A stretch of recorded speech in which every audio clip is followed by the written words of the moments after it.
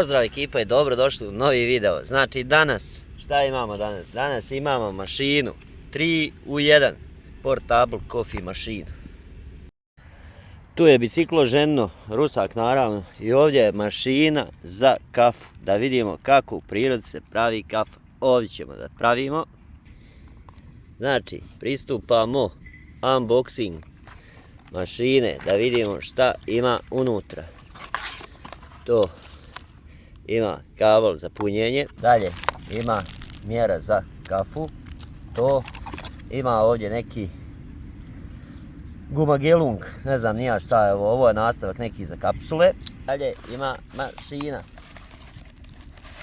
znači ovo je mašina specijalna, gledaj ovo, portable mašina 3 u 1, može male kapsule, velike kapsule i može na običnu mljevenu kavu, jel? Idemo da probamo kako to radi. Znači ovo skida, to skida se poklopac, odvrćemo mašineriju, to ovo se vadi, skida, to znači ide ova zajebancija, ide tu, sipamo kavu, ide jedna mjera kafe, to stavljamo ovaj pimpek ovdje i zavrćemo. Znači to je taj rad. To je to. Mjau. Znači mašina gotova za upotrebu. Sipamo, stavljamo šolju, to jest čašu i pristupamo sipanju vode.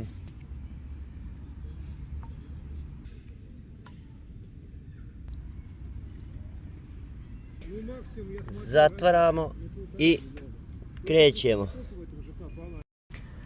Dok se grije mašina, 42 stepena je nagrijala se, da vidimo malo prospekt. Znači može velike kapsule, može male kapsule, ima redukciju ovu, može na običnu mljevenu kavu. Dalje da vidimo specifikacije. Model,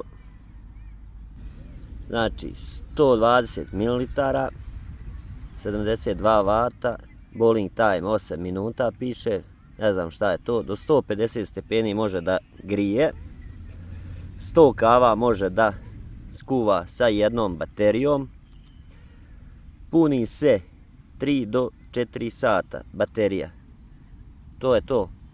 Dok kava prokuva, ja mogu malo i da odmorim, da prilegnem, ekipa. Znači 85 stepeni. Evo je, počela je da pravi kafu, da toči. Znači mjau radi, toči. Sad ćemo da vidimo. Kava je napravljena, da vidimo kako izgleda kava. Znači turska kafa, ne znam da li se vidi, dobra je, nije tanka. Da vidimo ima li beričita od ovoga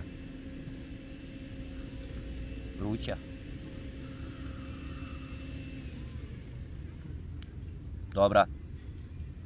Dobra, nije ko turska naravno, ali je dobra.